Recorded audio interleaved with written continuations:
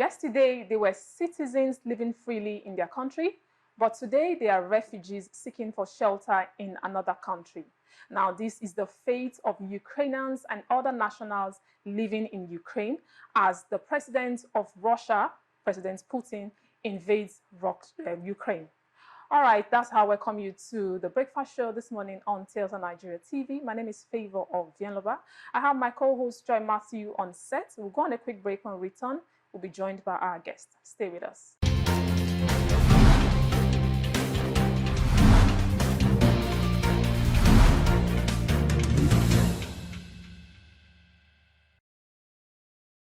Welcome back to the breakfast show on TSLNIGERIA TV. My name is Favor of Vienloba.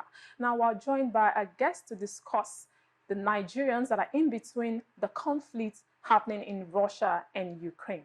Now our guest is a researcher. Please join us. Welcome, Emmanuel Aruna. Thank you for joining us. Good morning. Welcome to the program. Good morning, Joy. Good morning, Joy. Thank you morning. for joining us. All right, so we've been following this story for quite some time now. I don't know if you have relatives, family members, friends in Ukraine. Now, when you saw this news, what was your first reaction of, President Putin invading Ukraine? Thank you for having me. Good morning. President Putin invading Ukraine. I saw that coming because 30th of November last year, he made a warning and he told the NATO that if NATO forces keep advancing towards eastern Russia, that he will strike. And everybody thought he was joking until he did that. So that is where the world finds himself today. But citizens of Ukraine, mostly the African citizens, I really feel bad for them because right now with the reports we're receiving from Ukraine, there is no way to evacuate them because Kiev is now a battle center, and our Nigerian embassy, they can't get to Nigerian embassy. So the thing they could do is to go to the nearby countries, Poland and Romania. But unfortunately, they are not receiving any black, not just Nigeria, any black national. They want to absorb Ukrainians first before they take them. So I feel right now the African Union, not just Nigerian government, African Union should intervene on behalf of blacks. Okay, this is relatively surprising for some persons that may not be so much on world news. Can you just give us a quick, brief background on what you think this whole conflict is about? Some persons are really new to the whole Russia and Ukraine conflict. Give us a brief background on what this is all about. Okay, it started in as far back as the Tsar regime, because Ukraine used to be part of Russia. So it started there. Then they annexed in 2014. They annexed Russia annexed Crimea. Crimea is a peninsula in the Black Sea, which used to be formerly in Ukraine territory, because during the Soviet Union, the Soviet government handed back Crimea to Ukraine because it was just one big union. But unfortunately, with the collapse of the Soviet Union, it fell back in the hands of Ukraine. And another thing they saw was the Donbas region. Donbas region comprises of a separatist region in Ukraine that has Donetsk and Luhansk. And predominantly, that region is ethnic Russia. What they do then, if they occupy an island, they do in terms of cleansing, but no human life is lost. So they remove the citizens of those places, then bring in Russia. So that region is Russian region, and that is where Russian army are presently, because they are a minority in Russia, they speak Russian language. And since Putin felt he was threatened, he quickly identified the separatist region, the people of Donetsk and Luhansk, as an independent state for him to station his own army garrison there. Now, let's, this is just a brief one. Now, let's look further what this would probably mean for the whole of the world. world economy, and then looking at Nigeria, what would this mean if this turned out to be a full-blown war rather? What would this mean for Nigerian economy? What would this mean for the world economy? It will really affect Nigerian economy because Nigeria imports steel, ammunition, even cereal and fertilizer from Russia. And with this international sanction, nobody wants to do any business with Russia because one way or the other we have ties with the West. Nobody wants to do any business with Russia. But the only advantage I see in Nigeria is Russia crude. The funniest thing, all nations are placing sanctions. Yeah. Even European nations are placing sanctions on Russia. But Germany, which is another economic power in the world, Germany condemned the action, but they've not placed any sanction. Why? Because Russia, aside Saudi Arabia, when it comes to oil, Russia has supplied oil and gas to Germany for Germany to run its economy. So this is another advantage for Nigeria to sell their crude. And on Friday, Nigerian Energy Minister, Niger and Algeria, they entered into an agreement to supply gas from Nigeria. In fact, from Warri down to Niger to Algeria. So Then they, even in the midst of this, Nigeria yes, is tending to make profit. yes, there's an opportunity in war. So if it gets, there's a standby plant in Algiers, Algeria, to supply to Europe. I think that is where Nigeria will benefit. Okay, I want to ask this, based on popular opinion, Putin threatened that, other countries should not interfere with, the war between Ukraine and Russia.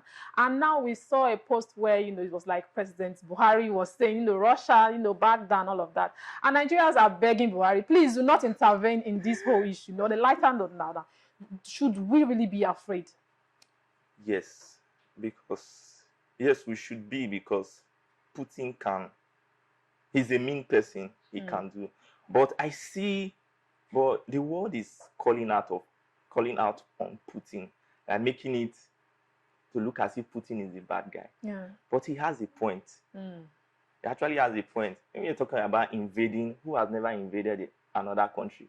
Is it US? Is it Britain? So it's just based on interest. And I don't think Putin wants to control Europe and the rest. But his aim is Russia and Russia first. I feel threatened. Yeah. I feel threatened. Keep your ammunition far from me. Let me take you back to what happened in 1961 during the Cuban military crisis, still involving US and Russia, where Russia set up a missile plant in Cuba. Americans felt threatened, and they asked the Soviet Union to shift. NATO was still even involved, and the Soviet Union agreed, and they took their weapon back to Russia. So if Putin said, "I am threatened, take your ammunition back," why is it difficult for the West to understand Putin? That's a very big question then. Okay, now let's come back home. This is Nigeria. We have Nigerians in Ukraine, and when this whole thing started off, we saw panic. We might not be there, but we saw friends, family, and other Nigerians panic. Do you think that the federal government probably has a reason, or what do you make of the federal government delaying evacuation, even when other countries were calling out and arranging means to evacuate their citizens in Ukraine? Do you think that the federal government probably had reasons, or what do you make of all of it, the delay of evacuation from Ukraine? It will not be an easy one for the federal government. It's not about evacuating. Presently, how will you? A lot of countries, they shut their airspace because of the war. Nobody wants to be blown up.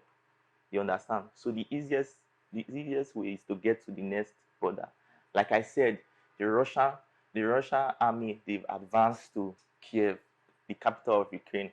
I think what Putin wants to do is to annex Ukraine, take this man out, and bring in who will be loyal to him. But it will be very, very difficult. Not only Nigeria, but other African nations, because we don't really have say when it comes to matters affecting a world politics.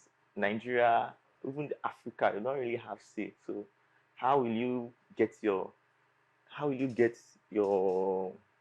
So you're saying citizen out that of there in situation. that delicate situation? Yeah, but they had a very long time, like you said earlier. Putin gave this warning, for a series of like months, and they have enough time to plan this evacuation. So why did the Nigerian government delay? And it also shows that our foreign policy relation it has really dropped so far. We don't have good foreign policy relation. It's not about traveling to other countries to attend summits and the rest, but what is your stance? How have you shown yourself that okay, you are a giant of Africa for this country to listen to you? What have you done economically for this country to see that okay, let's listen to Nigeria, let's listen to Ghana, and let's their citizens. So I think we ourselves will fail in that area. So that's why we could not make any evacuation. Okay, now, what you just said made me realize that to an extent, as a country, we are probably vulnerable to other countries. Now, the Senator of the Federal Republic of Nigeria made a tweet 2 days back, Senator Shehu Sani. Now he said, those who are dying to study abroad, stay at home and get into federal or state universities. It's better to hustle with ASU than war and racism. We see racism playing out when we talk about evacuating to other countries. Now, it brings me to another question. Our educational system, home and abroad, most of the persons that turned out to be stranded in the Ukraine are students. Yeah. Would you say that as a country, have we in any way, I don't want to say failed these persons, because currently ASU is on strike here, and going to the Ukraine to study, you're going to face racism. And what do you think that what Senator Shehu Shagari is saying, Senator Shehu Sani rather, is saying makes sense to say, okay, it is better off, this is better between the devil and the WC? It doesn't make sense at all, because if this place is better off, I don't think anybody will want to leave Nigeria and study abroad. If you have a conducive environment for learning, and like you said, ASU strike, there's no strike and everything, nobody will want to go abroad to study. So they have no choice than to leave and get a better education. And racism is not just in Ukraine, racism is everywhere, both in the US, France, and it's everywhere. Okay, now with what is happening in Russia and Ukraine, let's bring it back to Nigeria. Now, this is our election campaign year. So whatever we do now, we're going to talk about election campaign. Do you say anything might change, with this war that is coming? Do you think anything might change with this our 2022 election year in Nigeria? I don't see anything changing. I feel anybody that will run this country again should try to build up that foreign relationship with other nations. I try to make Nigeria a giant of Africa, because the closest we came was during Obasanjo. Like Obasanjo really played, President Olusegun Obasanjo.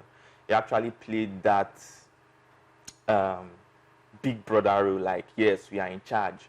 We are the boss. Take for instance those days.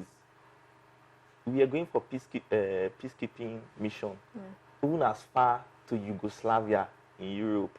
And when our army gets there, they command the situation there. But now, we can't even clear off insurgency in Nigeria. So I feel anybody that is coming to run this nation should try and make Nigeria great again, internationally. Make Nigeria great again. Okay, now just before we draw the curtain close, approach drawing the curtain close, do you think that possibly in the nearest future, I'm talking about this week, next week, diplomatic talk could come to the table? Do you think that both parties are probably going to sit down? Yes. Yesterday, the Ukrainian they are sending envoy, both Ukraine and Russia. They are sending envoy to Belarus for a peace talk.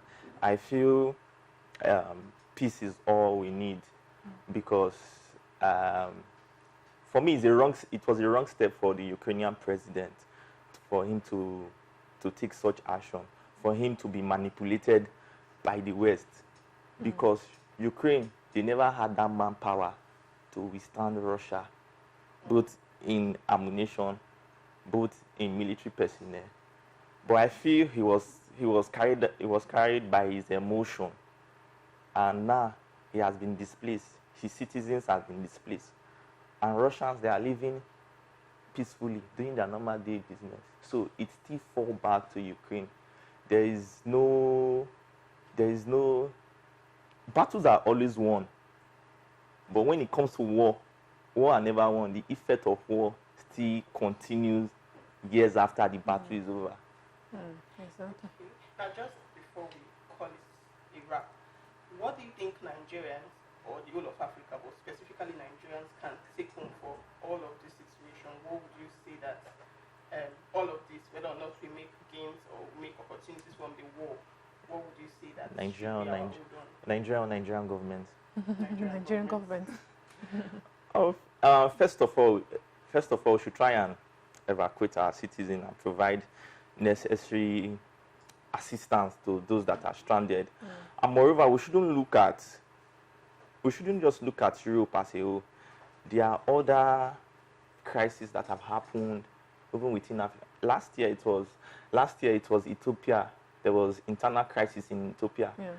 And Dangote has a factory in Ethiopia, and we have over 25,000 Nigerians living in Ethiopia. But what was the response? So we shouldn't look at when the West is trying to paint, maybe the West is talking about Ukraine, I will now remember Nigeria. But anywhere there's conflict and Nigerians are there, we should be concerned, not just when the West call a world attention. Yeah, but then an ex-presidential candidate also said that Africa needs the third world war so that we can be developed. No. We don't need war. No, the world does not. Africa is not prepared for a third world war, because even during this pandemic, what was Africa saying? Nothing. It was what they tell us to do. Use your nose masks. We use vaccine. We use, even when Madagascar claimed to have had COVID tonic, it was discredited by WHO. So Africa is not prepared for anything war. So these sanctions now, you are very sure that it will hold Putin down to an extent? I don't think it will hold Putin down to an extent, because so far Russia has a good foreign reserve, number one. Even the country that makes you, like I said, but they invest more in their artillery, in their ammunition. Yes, they invest more in their artillery. Fine, there are a lot of sanctions going on, like the European Champions League final will not be playing in Russia. Yeah. The Formula 1 coming up match will not be held. Some European teams, they say they won't play with the Russian national team. So far, Russia has lost over $1 trillion in the US, their banks, their investments, and the rest. But this has nothing to do with Putin. Yeah. You understand? Even India is yet to place any economic sanction, because ammunition, India gets ammunition from Russia. Like I said, Germany too. Germany has not made any official sanction. So China as well. So he still, even with the many sanctions, he still has his way. Okay. Now, just before we draw the curtain, I have this one from our IG post that we did put up. We asked, between the Russia-Ukraine conflict, should Nigerian government intervene? And then we got this response, says no. Why will they intervene? I know that they are going to settle the fight with a peaceful talk. The painful part is that those people involved in this tragic war will be forgotten, and the only thing they will do is to compensate them. Now, on a closing note, what do you make of this? Okay, Nigeria will still maintain its non-alliance. Nigeria will still maintain its non-alliance status in wars that involve, whether we like it or not, is between Russia and America. Okay. It's not just Ukraine. That's true. It's between Russia and America. It's America. between Russia, because America are funding the Ukraine, and Russia free trading. So this is the Cold War coming back to play in a physical manifestation. So what we do, and during the Cold War, there was no alignment movement where other countries says, we are just here, we want to watch both of you. We are not for the West, we are not for the East. So I think that is what third world nations like Nigeria will do, in as much as we say, return your troops. I don't think they will do anything more than that. Interesting. Anyways, well, a lot has been said as regards this impending war. We can only hope that diplomacy comes to play just before this turns into a full-blown war. I'm sure you've had quite an interesting and educating time right here on TSLNIGERIA TV. Remember that you can drop your thoughts as comments down on that comment button. Yes, you can drop your thoughts on Instagram, Twitter, Facebook, and even on YouTube. Make sure to share, subscribe, and of course, spread the news to your friends and family. On a closing remark, it's Jeremiah saying, stay safe. Stay connected to TSL Nigeria and get updates on the go all day, every day. Subscribe to our YouTube channel on TSL Nigeria Space TV and join our online family.